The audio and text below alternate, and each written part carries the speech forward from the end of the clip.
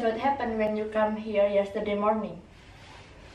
Harry and I had started to town with a lot of potato.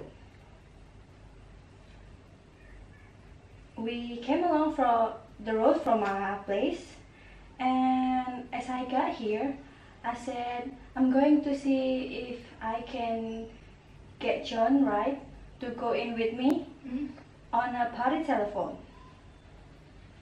I spoke to Wright about it once before, so he put me off, saying folk talk too much anyway.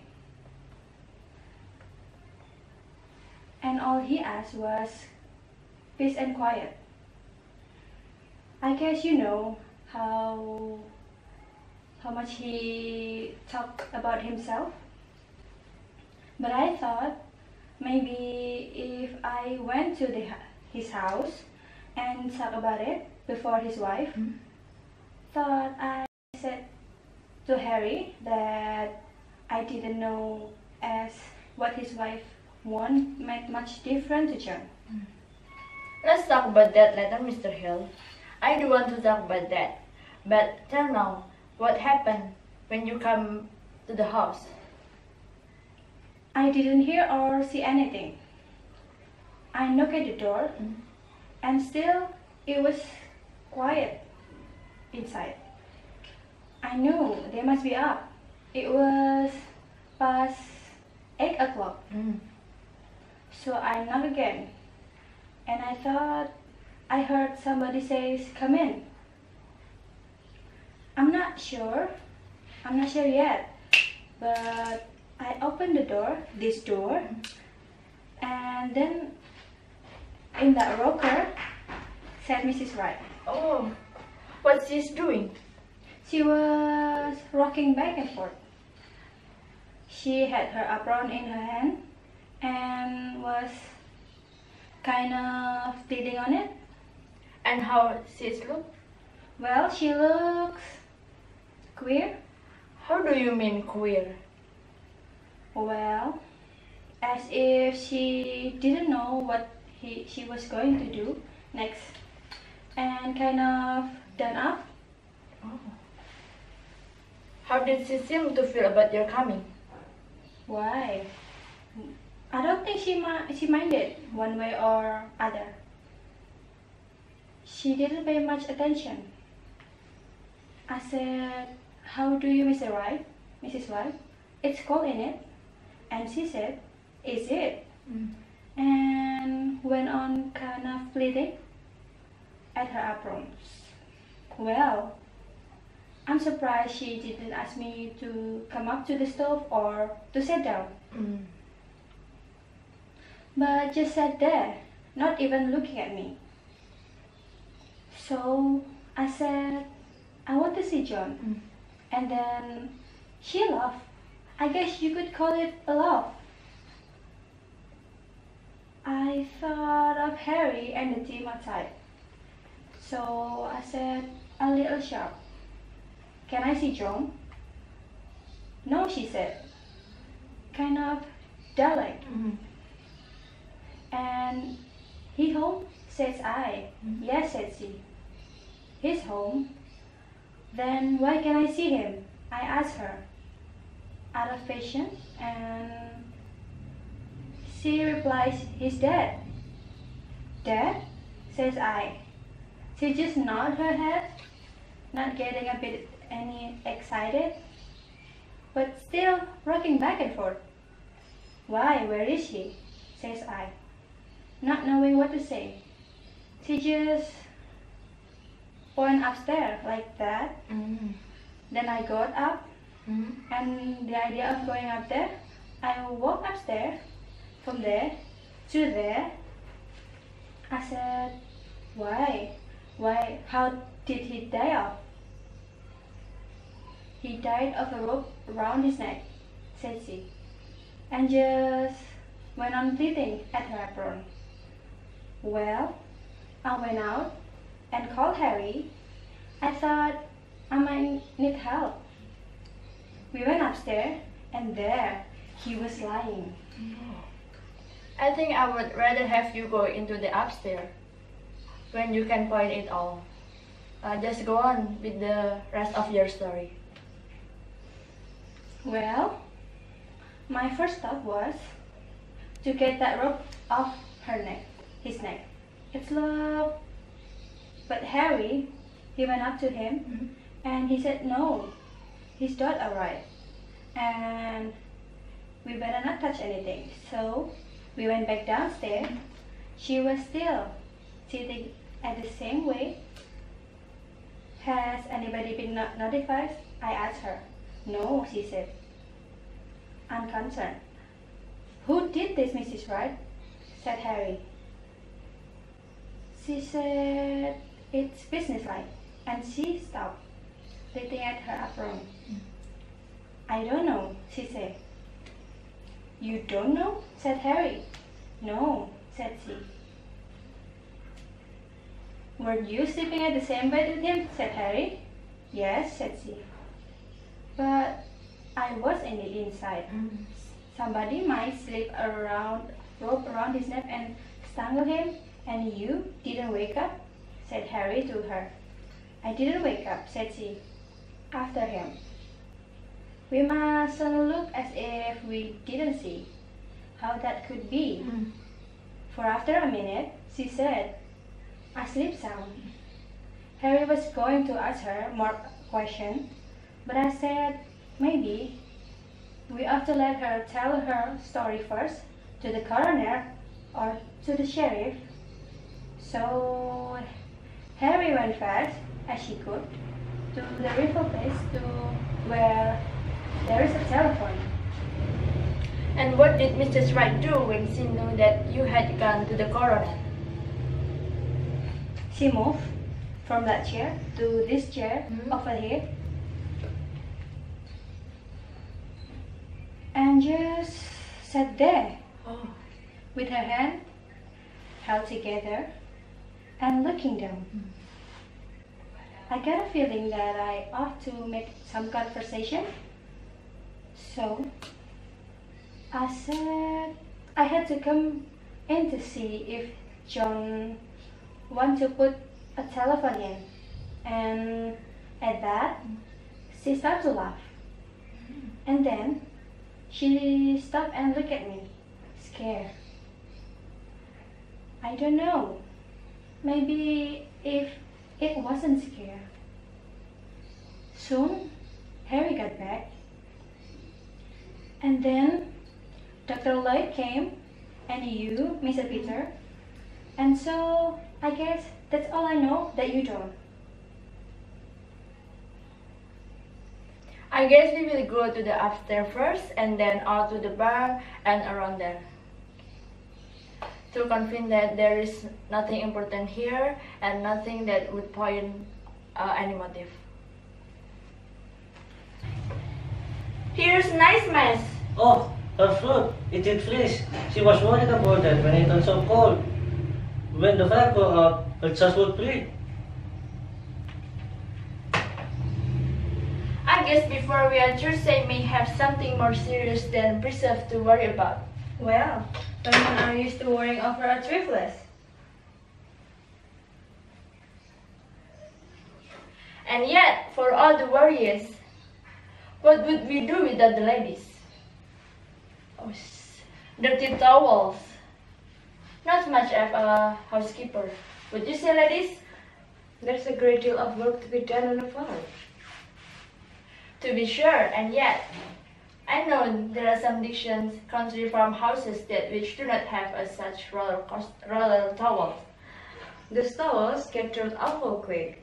Men's hands aren't always as clean as they might be. Loyal to your sex, I see.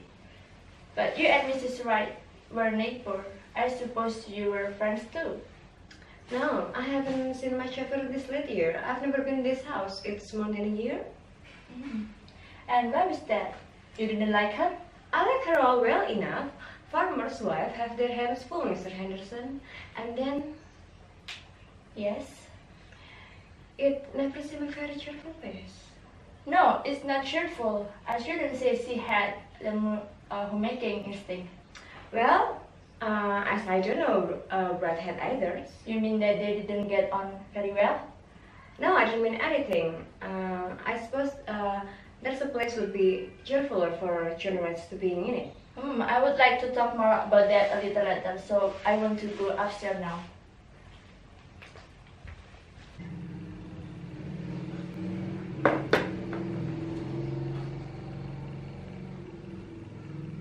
I wish if they're going to find evidence maybe about it.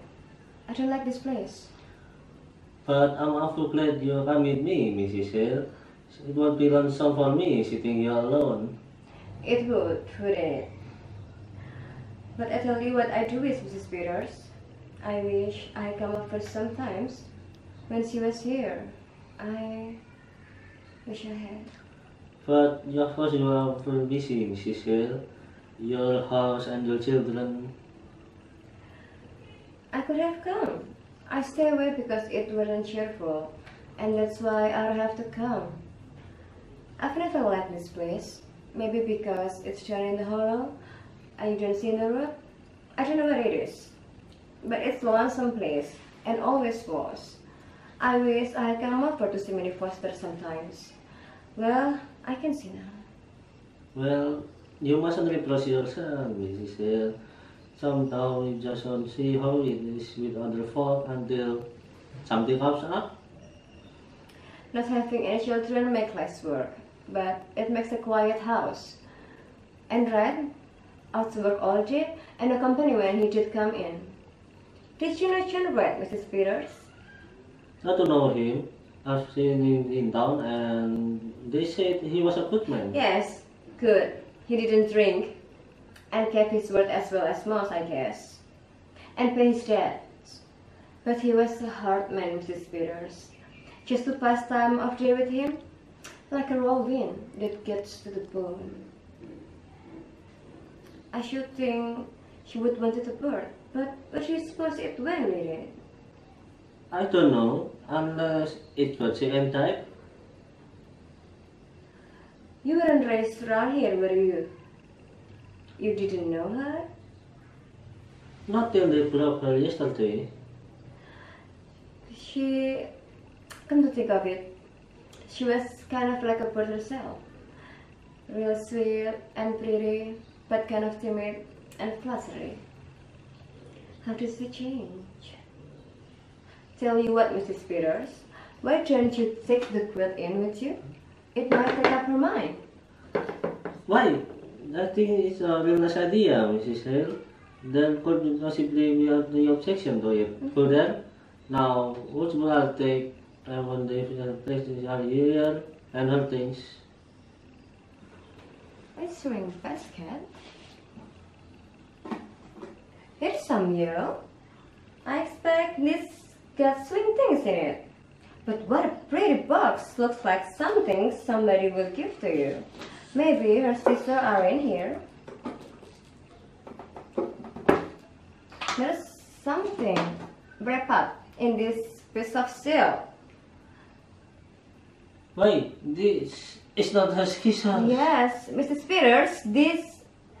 It's a bird. Mrs. Peters, look at it. Its neck. Look at its neck. It's all other side too. Somebody broke its neck.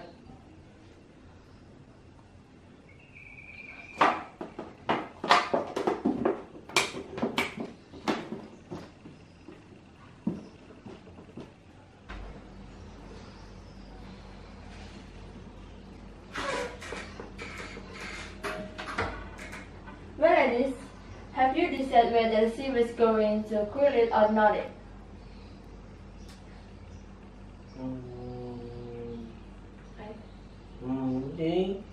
She was going to not it? Well, that's interesting, I'm sure. Has the bird flown? We think the cat got it. Is there a cat? No. As a superstitious, you know, they live. No sign at all of anyone have coming from the outside, the on road. Now let's go up again and go over it piece by piece. It would have someone to be know just the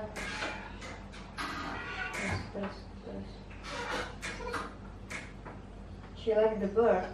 She was going to build it in that pretty box.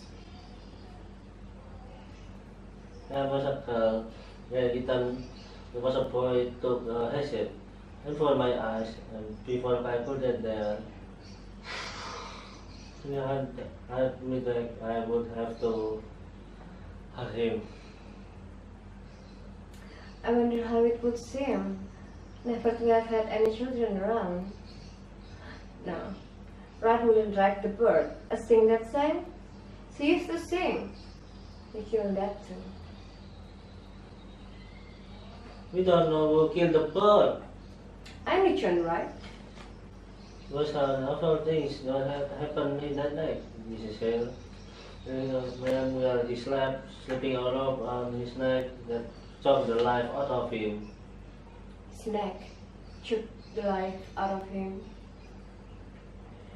We don't know kill him. We don't know. If there's been a years and years of nothing, then a bird to sing to you, it would be awful. Still, after the bird was still. I know what stillness is. When after and my first baby died after he was 2 years old. I mean, other than that. How soon do you suppose they'll be through looking for the evidence? I know what stillness is. The last one is the prime. I wish I would have seen Minnie Foster when she wore a white dress with blue ribbon and stood up there in the choir and sung. I wish I had come over once in a while. That was a crime. Who's going to punish that? We mustn't take on. I must have known she needed help. I know how things have to be for women. I tell you, it's queer with the Peters. We live close together and we're far apart. We'll go through the same things. It's just all different kind of the same things. If I was you, I wouldn't tell her her fruit was gone. Tell her it ain't. Tell her it's alright. Let Miss Ian to prove it to her. She might never know whether it's proof or not. My isang gunay ng cut off. Ito that calorie.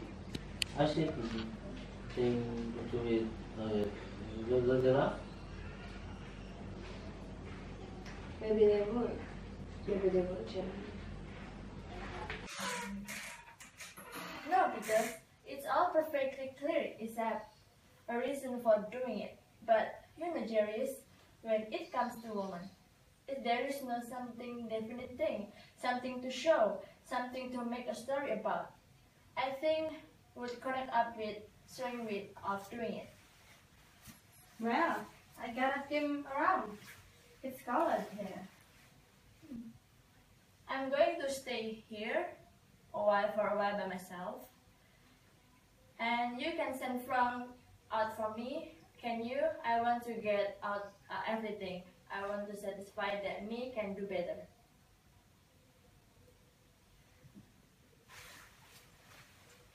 Oh, I guess there is no dangerous thing in here, ladies. I pick it up. No, Mrs. Peters doesn't need supervising. For this matter, a series 5 is married to the law. Everything of that way is Mrs. Peters. Not just that way. The series want me to take a look at the window. The windows.